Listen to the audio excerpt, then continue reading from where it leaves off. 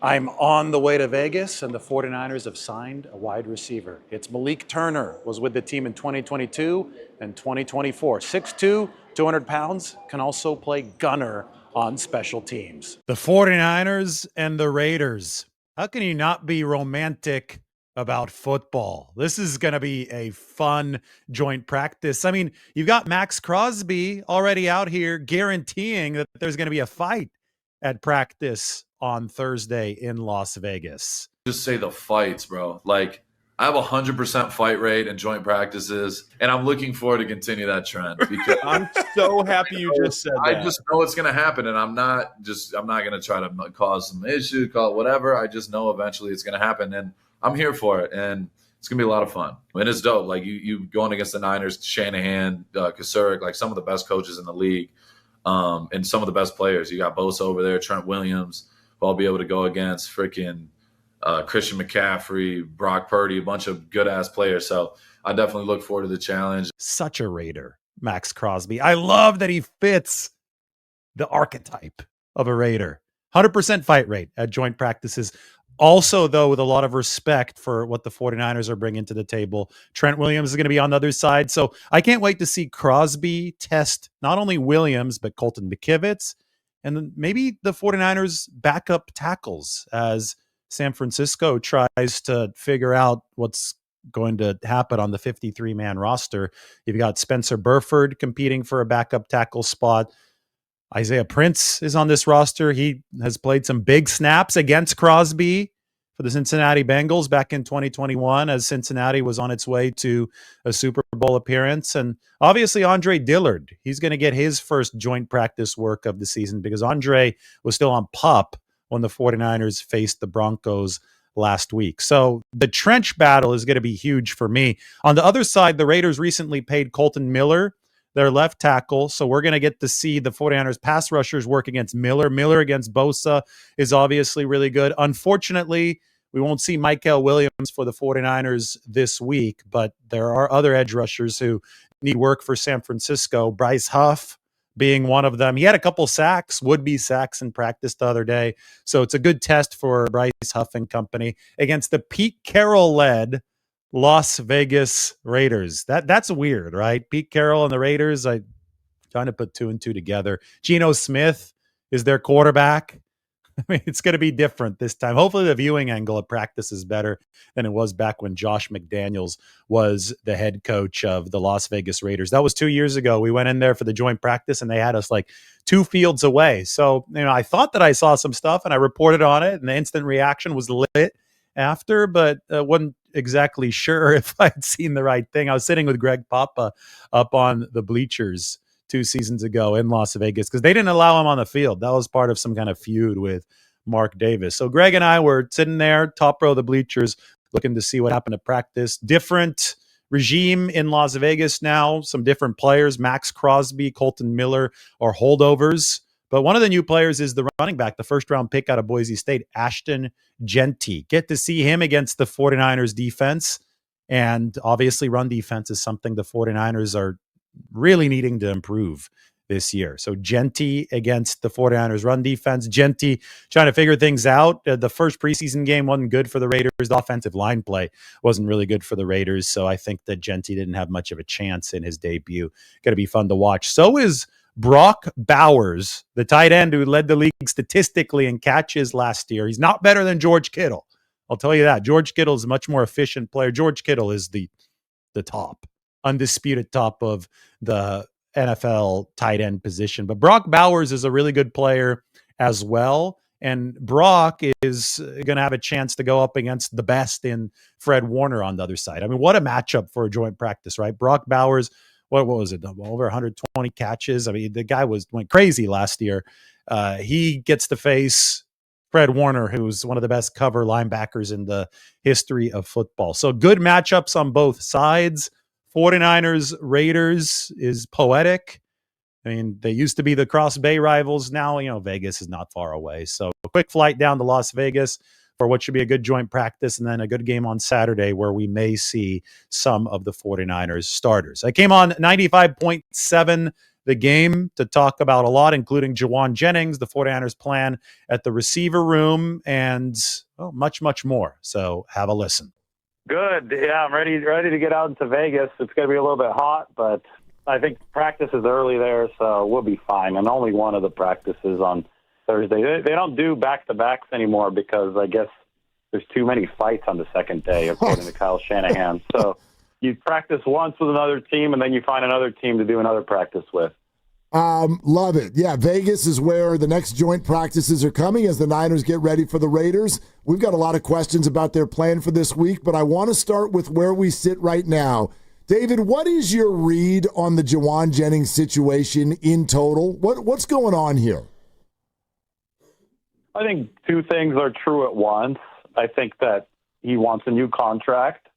We've known that for a few weeks now, and I think that his calf is also bothering him. That's something that has popped up multiple times for Jawan, going actually back to last training camp where he missed a lot of camp and then came in at the end and then obviously delivered his career best season with those 975 receiving yards. So the NFL is complicated, especially since there are so many injuries across the league, and it just so happens that you've got a contract standoff and an injury that's pushing a player out of practice happening at the same time.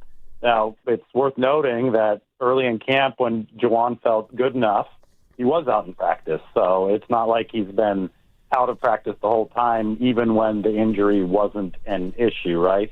And I think, just in the bigger picture, the 49ers spent all this money on Deebo Samuel and then on Brandon Ayuk, and Ayuk obviously is the most recent investment for them.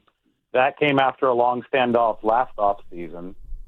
Then you had Jennings essentially outperform Ayuk after that contract was signed, and it just puts everybody in a really difficult position. I can totally understand Jennings' point of view. He had about 1,000 receiving yards, and he's only scheduled to make $7.5 million. And beyond that, he's been just the ultimate soldier for the 49ers as far as blocking goes, just setting an example physically. He's been great. He's epitomized what they want at the receiver position. So you have his case on one side, but then you have the Niners who have been now squeezed financially by all the big contracts they've had to give out. They're number 3 in cash spending this year, even despite the fact that this was the belt-tightening year. So they cut a bunch of guys, but they also doubled down on their A-list players. And their philosophy is to pay the A-list players, but to be cost-efficient at other positions. And Jawan Jennings is in this really weird rock and a hard place because he is not an A-list player, but he's a very important one. And what do the 49ers do with a player like that financially? And I think that's what the question is right now. And maybe deadline pressure will push them closer to a resolution. Your colleague Tim Kawakami was intimating in his article that the Niners just don't have the money and the two sides are fairly far apart. How much does the injury factor elsewhere in that room allow Jawan Jennings to have a little bit more leverage as this gets closer to the start of the year?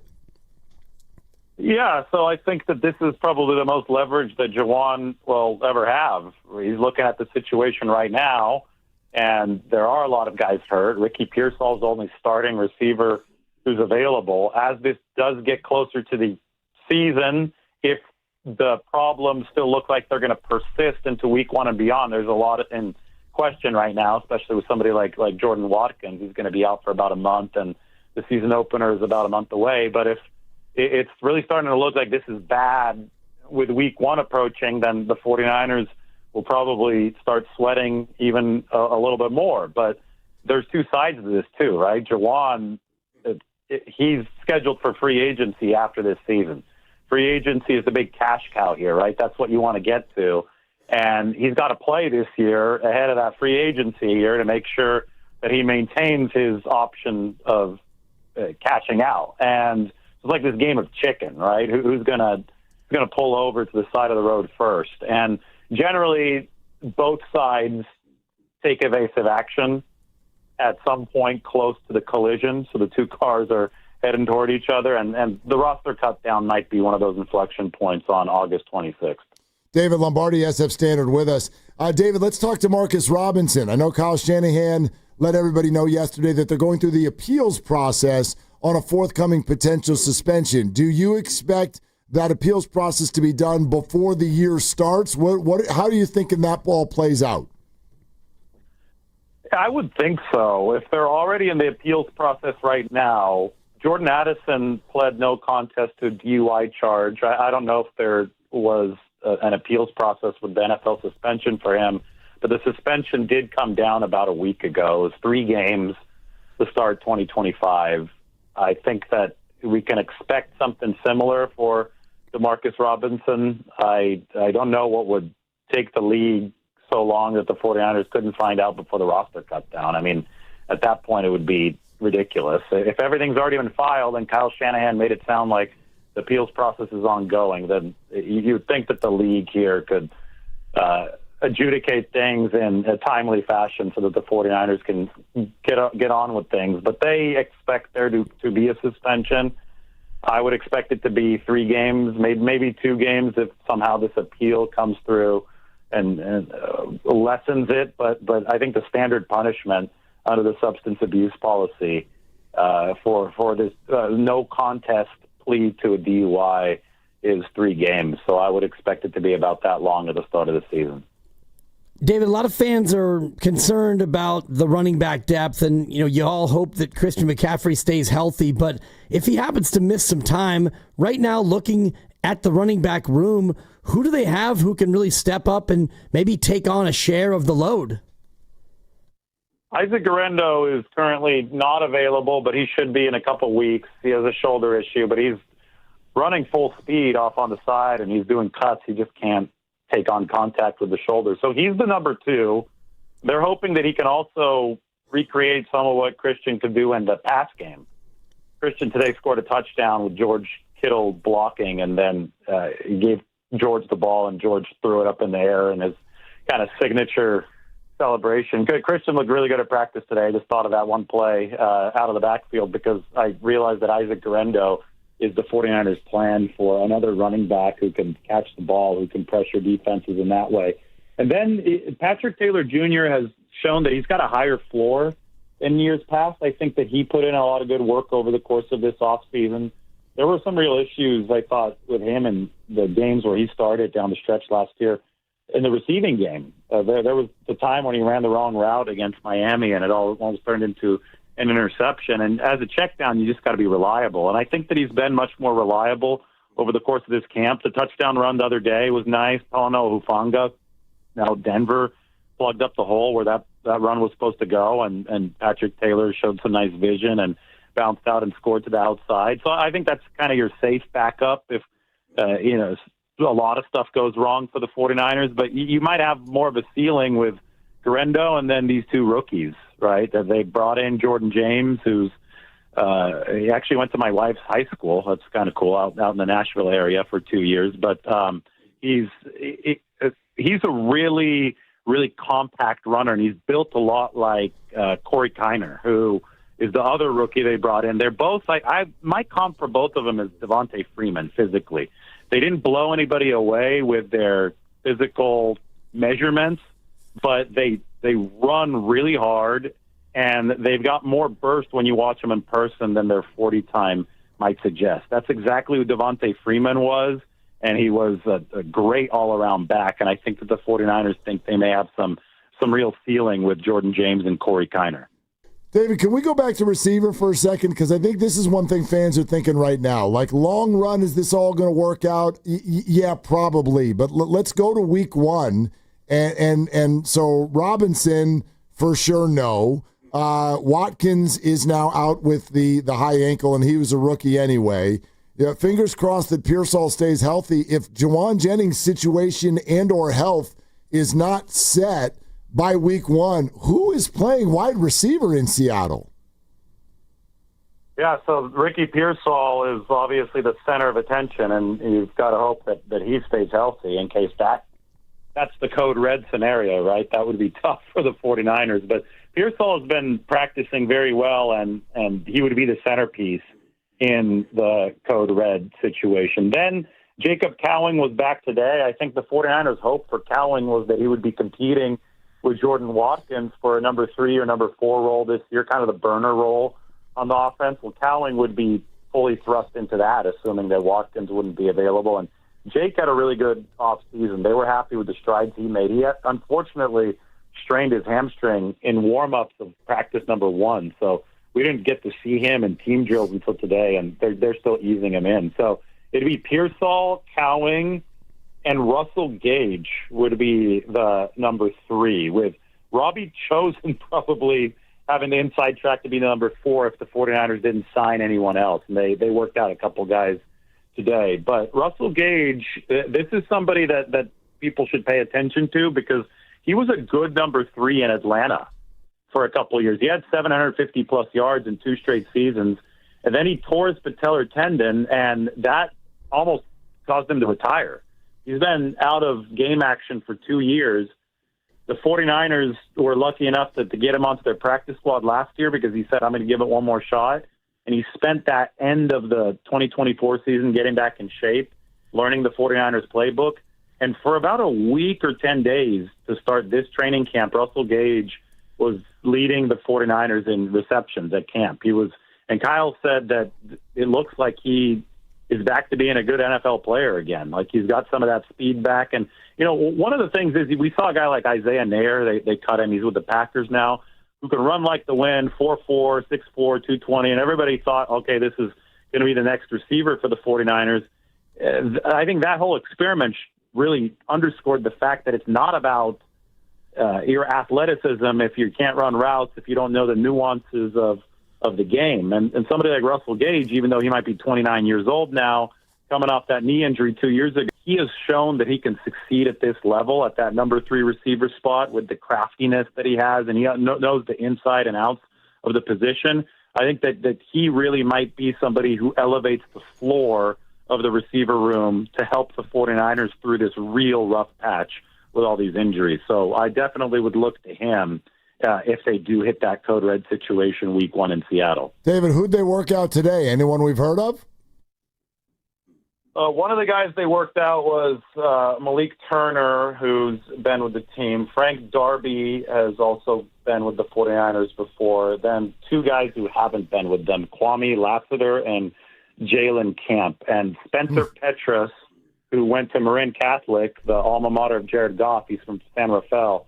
That's the quarterback they brought in to throw to them. And Spencer he played QB for Iowa, but he's a Marin kid, and he's now been to the facility twice in the last month to throw to different receivers that they're working out. They've got so many injury troubles at receiver, they keep on calling up the same local quarterback. Hey, we got to work out some more receivers. Come on down. And so Spencer's gotten a couple looks now thrown to these guys. And it's not bad, and at some point maybe he could be a practice squad guy, and it kind of leads me to my question, David, which is, who do they go with on Saturday? What's the plan for facing the Raiders in preseason game number 2? Well, now that I think of it, because you mentioned it, they did not get good QB 3 and 4 play, to say the least, in the preseason opener. And my perspective is that, let me start with this.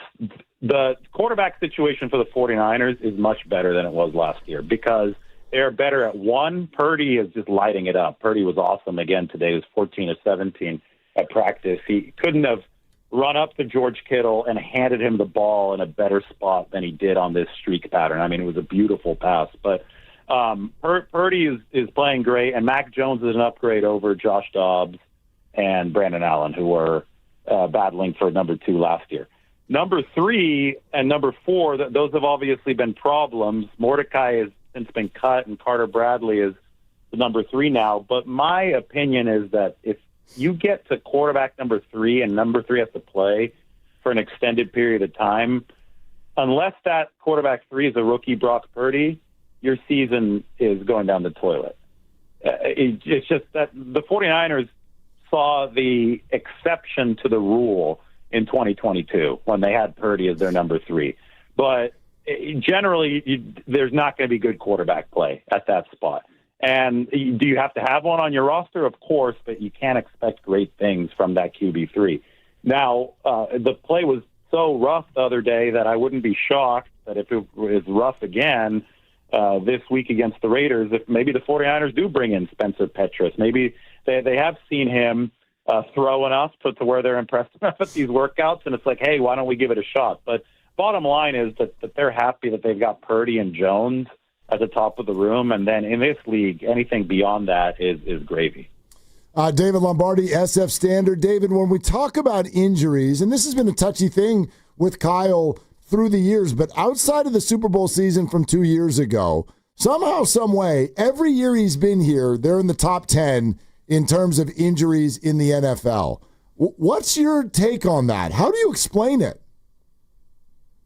Yeah, that Super Bowl season, they were almost pristinely healthy. It was crazy. I still remember doing a video update the night before the Super Bowl, and the update was there is no injury list for the 49ers. It was wild. They had nobody on the injury report, and then they lost the Super Bowl the next day, and in large part because Dre Greenlaw tore his Achilles walking out onto the field. So even in the season where it seemed that they were free of the injury hex, it came back and it bit them, right, in that Super Bowl. And it bit them in the most unfathomably painful way possible with the heart and soul of their defense, the guy who was playing this insanely good game to start, getting hurt, tearing his Achilles, literally walking out onto the field, not even performing a true football move. So, at certain positions, I can explain it, I think. Like running back, for example, the reason the 49ers go through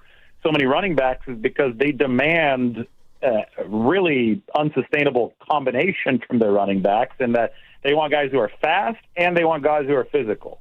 They want both of those in the same player. So they want somebody running the 4.3 40, but he's also barreling over defenders, and that, I think, makes their running game as lethal as it has been over the years, that and the blocking, obviously, but I think that's a key component of it. But the problem is the running backs do drop relatively quickly when that's the case. Now, if that's their mentality running the ball, perhaps they've got a similar kind of vibe around the whole team where they have guys who are playing very fast, very physically, and that's conducive to injuries.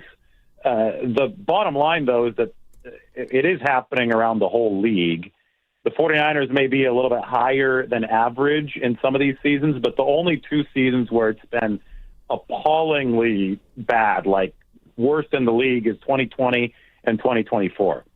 And both of those seasons were coming off of Super Bowl runs. I think it's too early right now to say how healthy or not healthy they're going to be in 2025, because right now they're going through the camp dog days.